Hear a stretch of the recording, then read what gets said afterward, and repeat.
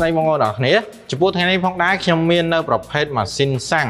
ចំនួន4 model បន្ថែមទៀតដែលជាប្រភេទម៉ាស៊ីនទៅតែចូលស្តុកថ្មីចំនួន2026ដែលយើងធ្វើការកែប្រែទៅលើរូបរាងនិងពង្រឹងបន្ថែមទៅលើគុណភាពហើយចំពោះប្រភេទម៉ាស៊ីននៅឆ្វេងដៃខ្ញុំនេះជាប្រភេទម៉ាស៊ីន Direct និងម៉ាស៊ីនច្រៀងកម្លាំង20សេសជាប្រភេទម៉ាស៊ីនប្រើប្រាស់សាំងសុតបញ្ឆេះដោយប្រអប់កន្ត្រាក់ទាយហើយម៉ាស៊ីននេះវាមានលក្ខណៈពិសេសគឺបានភ្ជាប់មកជាមួយនឹង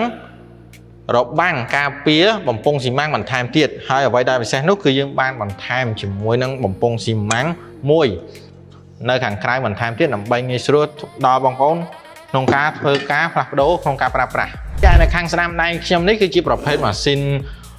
ច្រៀងនិងម៉ាស៊ីន Direct កម្លាំង28សេសដែលម៉ាស៊ីននេះគឺជាប្រភេទម៉ាស៊ីនសាំងដូចគ្នាប្រើប្រាស់បញ្ឆេះដោយប្រអប់កន្ត្រាក់ហើយជាមួយនឹងតួខ្លួនរូបរាងថ្មីរឹងមាំនិងប្រើធន់ជាងមុនហើយអ្វីដែលពិសេសចំពោះប្រភេទម៉ាស៊ីនច្រៀងនិងម៉ាស៊ីន Direct កម្លាំង28សេសនេះគឺយើងធ្វើការកែប្រែទៅលើតួខ្លួនរូបរាងថ្មីតួខ្លួនរឹងមាំកម្លាំងម៉ាស៊ីនខ្លាំងជាងមុននិងប្រើប្រាស់បានយូរអង្វែងហើយប្រភេទម៉ាស៊ីននេះក៏បានថែមជូននៅប្រភេទបំពង់ស៊ីម៉ាំងមួយបន្ថែមទៀតសរុបជារួមចំពោះប្រភេទម៉ាស៊ីនច្រៀងនិងម៉ាស៊ីន Direct កម្លាំង20សេសនិង28សេសនេះជាប្រភេទផលិតផលផលិតតាមស្តង់ដារប្រទេសជប៉ុនដែលមានគុណភាពខ្ពស់កម្លាំងខ្លាំងប្រើធន់ប្រើប្រាស់បានយូរហើយស័ក្តិសមសម្រាប់បងប្អូនក្នុងការយកទៅប្រកបអាជីវកម្មផ្សេងបានជាច្រើនផងដែរ